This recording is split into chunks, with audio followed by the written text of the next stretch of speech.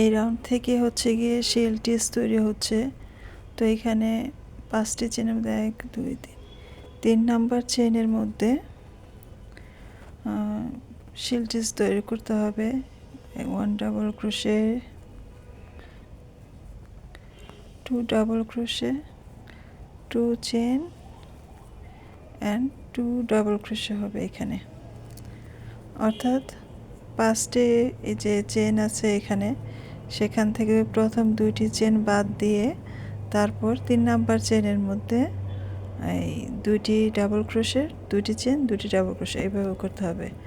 তারপর আবার হচ্ছে গিয়ে এখানে 3টি চেন করতে হবে। 1 2 3 3টি চেন তৈরি করে যে এখানে 5 নাম্বার চেনের মধ্যে 1 2 3 নাম্বার চেনটাতে এখানে শেল টিস তৈরি করতে হবে। তো এখানে 2 ডাবল ক্রোশে, তারপর 2 চেন এবং 2 ডাবল ক্রোশে হবে।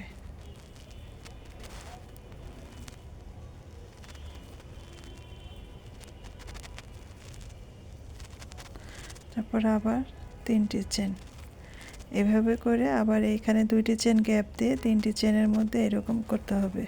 তো এটা শুরু করেছিলাম আমি এই যে এইভাবে। ওই লাইনটা শেষ হওয়ার পরে এখানে আমি স্লিপ স্টিচ দিয়ে গিয়ে এই 3 নাম্বার চেনটাতে যে এখান থেকে শুরু করেছিলাম।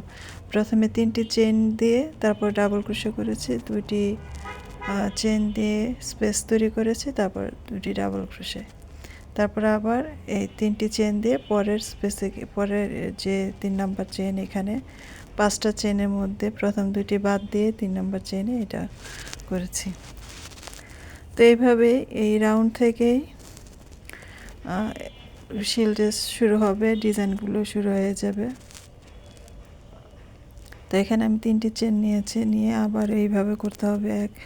2টি চেন বাদ দিয়ে 3 নাম্বার চেনে শেল টিস তৈরি করতে হবে। 2 double crochet, 2 chain, 2 double crochet একই চেনের মধ্যে।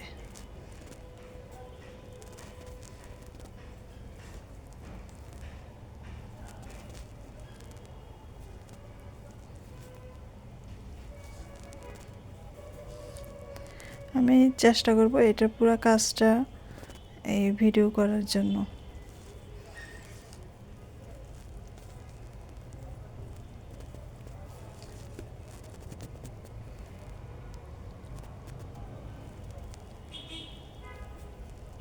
সরি, হুকটা ঘুরাই নাই।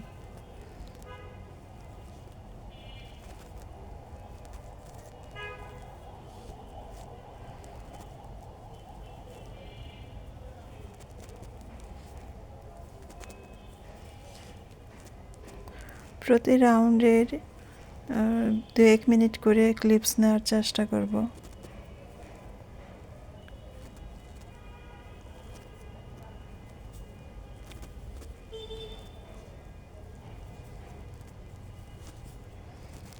তাহলে আমার উইকলি যে চ্যালেঞ্জগুলো আছে সেগুলো পূরণ হয়ে যাবে ফেসবুকের, আর কাজটাও হয়ে যাবে।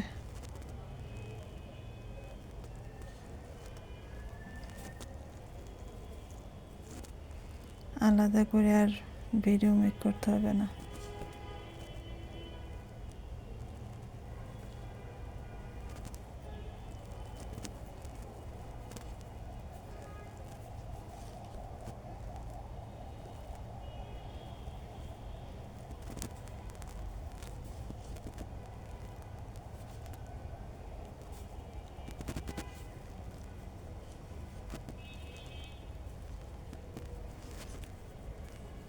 তো এভাবে আমি এই রাউন্ডের কাজ পুরোটা করে তারপরে রাউন্ডের কাজ আবার দেখাবো।